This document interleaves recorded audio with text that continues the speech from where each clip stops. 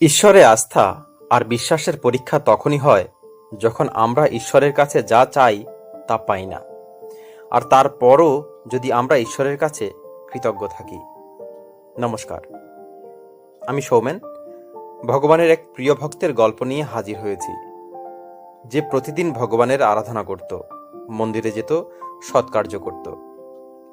একদিন তিনি মন্দিরে গিয়ে বললেন, হে প্রভু, আর কতদিন মূর্তি হয়ে মন্দিরে দাঁড়িয়ে থাকবে? একবার বাইরে ঘুরে আসুন। আপনার স্থানে আমি দাঁড়িয়ে থাকব, যদি আপনার অনুমতি থাকে।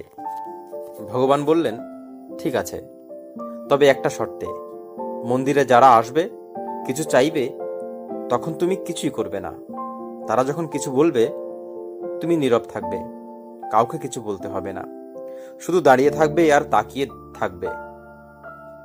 কারণ আমি সবার জন্য প্ল্যান করে রেখেছি, সবকিছু সময় মতো হয়ে যাবে, তুমি কিছুই করবে না। ভক্ত বললেন, ঠিক আছে, যথা আজ্ঞা। তারপর ভগবান চলে গেলেন, তার স্থানে দাঁড়ালেন সেই ভক্ত। দিন শুরু হতেই মন্দিরে ভক্তের সমাগম হতে লাগলো। কিছুক্ষণ পর বড় এক ব্যবসায়ী এলেন। তিনি মন্দিরে প্রণাম করে ফিরে যাওয়ার সময় পকেট থেকে তার ওয়ালেট পড়ে যায়। কিছুক্ষণ পর এক গরিব ব্যক্তি এলেন, মূর্তির দিকে তাকিয়ে বললেন, হে প্রভু, দিন ভালো যাচ্ছে না, একরকম খারাপ যাচ্ছি। বলল, কিছু করুন, যাতে যে কোনো স্থান থেকে কিছু টাকা পেয়ে যাই, তাহলে অনেক উপকার হয়। কথাটা বলে যখন ভগবানকে প্রণাম করে ফিরে আসছিল, তখন ব্যবসায়ীর পকেট থেকে পড়ে যাওয়া ওয়ালেটটা তার নজরে পড়ল। সেটা হাতে নিয়ে ভগবানকে প্রণাম করে বলল, প্রভু, আপনি মহান, আপনার চমৎকার লীলাকে কে বুঝতে পারে। ধন্যবাদ প্রভু। ব্যবসায়ীর ওয়ালেট নিয়ে গরিব লোকটি চলে গেলেন।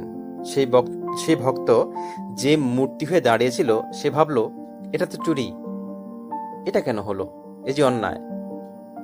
গরিব লোকটি চলে যাবার পর এক নাবিক এলো মন্দিরে।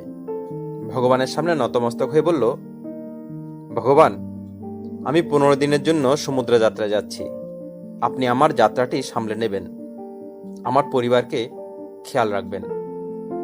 প্রণাম করে যখন সে পিছে ফিরল, তখন সেখানে পুলিশ দাঁড়িয়ে আছে, সঙ্গে আছে সেই ব্যবসায়ী। ব্যবসায়ী পুলিশকে বলল, একেই চেক করুন, আমি যাওয়ার পর এই লোকটি এখানে এসেছে, এর কাছেই আমার ওয়ালেট আছে শিওর। পুলিশ নাবিককে ধরে নিয়ে যাচ্ছিল। নাবিক কিছু বলতে চাইছে, অথচ পুলিশ কিছুই শুনতে চাইছিল না। তখন সেই ভক্ত যে মূর্তি হয়ে দাঁড়িয়েছিল, সে বলল, আরে, এই ব্যক্তির কোনো দোষ নেই, কিছুক্ষণ আগেই আরেকজন এসেছিলেন, তিনি ওয়ালেটটি নিয়েছেন। পুলিশ নাবিককে ছেড়ে দিল। সেই গরিব লোকটির বাড়িতে গিয়ে তাকে অ্যারেস্ট করে জেলে ঢোকালো। সন্ধ্যার পর ভগবান মন্দিরে ঢুকলে ভক্ত তাকে সারাদিনের ঘটনা জানালো। তখন ভগবান বলল, আমি তোমাকে বারণ করেছি কাউকে কিছু বলতে, শর্ত দিয়েছিলাম যাতে তুমি শুধু দাঁড়িয়ে থাকো। আমি সবার জন্য প্ল্যান বানিয়ে রেখেছিলাম, এখন তুমি সব প্ল্যানিং গোলমাল করে দিয়েছ। ব্যবসায়ীর ওয়ালেটে অত বেশি টাকা ছিল না, কিন্তু সেই টাকায় গরিব লোকটির সংসার কয়েকদিন ভালোভাবেই কাটত। তুমি সে প্ল্যানিং খারাপ করে দিলে। নাবিক যে সমুদ্রযাত্রায় যাবার কথা, সেখানে ভয়ঙ্কর তুফান আসার কথা ছিল। সে তুফানে সে মারা যেত, তার স্ত্রী বিধবা হয়ে যেত, তাকে তখন পুলিশ ধরে নিয়ে গেলে সে বেঁচে যেত। এখন সে সমুদ্রযাত্রা যাবে, তার জীবন এখন শেষ হয়ে যাবে।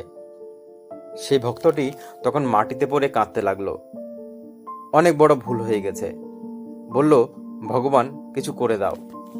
ভগবান বললেন, এখন আর কিছু হবে না, সব শেষ হয়ে গেছে। বন্ধুরা, খুব ছোট্ট একটি স্টোরি, যার সারমর্ম এই, ভগবান সবার জন্য প্ল্যান করে রেখেছেন। যদি কোনো কিছু আপনার মন মতো নাও হয়, তবু আপনি ভগবানের প্রতি আস্থা রাখুন। যেটা সঠিক হবার কথা, সেটাই ভগবান প্ল্যান করে রেখেছেন। ধন্যবাদ। ভালো থাকুন, সুস্থ থাকুন, সুন্দর থাকুন।